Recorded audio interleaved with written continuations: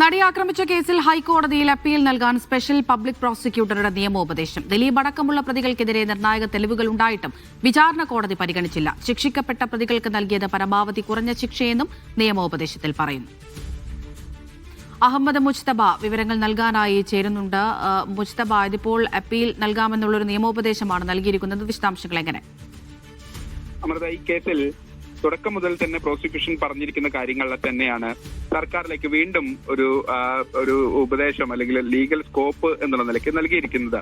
പ്രത്യേകിച്ച് ഹൈക്കോടതിയിൽ അപ്പീൽ നൽകാൻ സ്പെഷ്യൽ പബ്ലിക് പ്രോസിക്യൂട്ടർ നിർദ്ദേശിക്കുകയാണ്. അത് 2-3 കാര്യങ്ങളിലാണ്. ഒന്ന്, നിലവിൽ ശിക്ഷിക്കപ്പെട്ട 1 മുതൽ 6 വരെയുള്ള പ്രതികൾ അവർക്ക് പരമാവധി ശിക്ഷ നൽകേണ്ട സാഹചര്യത്തിൽ അത് ഏറ്റവും ചുരുങ്ങിയ ശിക്ഷയാണ് നൽകിയത്. ഇത് വർദ്ധിപ്പിക്കാൻ ഹൈക്കോടതിയെ സമീപിക്കണം.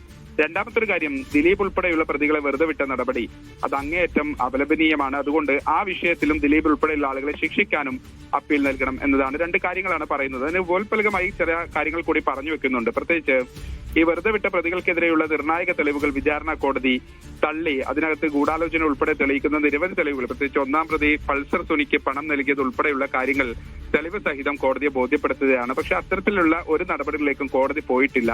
പണം വാഗ്ദാനം ചെയ്തത് ഉൾപ്പെടെയുള്ള പ്രോസിക്യൂഷന്റെ തെളിവുകൾ കോടതി പരിഗണിക്കാതെ അവഗണിക്കുകയാണ് ചെയ്തത്. മാത്രമല്ല, ഇതൊരു നീണ്ട വിധിന്യായമാണ്. 1700-ലധികം പേജുള്ള നീണ്ട വിധിന്യായമാണ്. അനാവശ്യമായ പല പരാമർശങ്ങളും ഈ വിധിന്യായത്തിൽ ഉൾപ്പെടുത്തിയിട്ടുണ്ട്. മാത്രമല്ല, വെറുതെ വിടാനുള്ള കാരണങ്ങളായി കുറേയധികം ന്യായീകരണങ്ങൾ ഇതിൽ ഉൾപ്പെടുത്തിയിട്ടുണ്ട്. അത് ജില്ലാ കോടതിക്ക് അത്തരത്തിലുള്ള പിഴവുകൾ സംഭവിച്ചതുകൊണ്ട് അത് ചൂണ്ടിക്കാണിച്ച് ഒരു അപ്പീൽ നൽകാനുള്ള സാധ്യതയുണ്ട്. ആ രൂപത്തിൽ ഒരു നിയമോപദേശം നൽകുകയാണെന്നാണ് സ്പെഷ്യൽ പബ്ലിക് പ്രോസിക്യൂട്ടർ അജകുമാർ നേരത്തെ ഈ കേസുമായി ബന്ധപ്പെട്ട് നിരവധി വീഴ്ചകളുണ്ട് എന്ന് മാധ്യമങ്ങളിലൂടെയും അതോടൊപ്പം തന്നെ വിചാരണ വേളയിൽ കോടതിയിൽ ഉൾപ്പെടെ പറഞ്ഞതാണ്. അതിപ്പോൾ സർക്കാരിലേക്ക് ഒരു ലീഗൽ സ്കോപ്പായി നൽകിയിരിക്കുന്നത് എന്നതാണ് ഇതിന്റെ ആകെ ചുരുക്കം.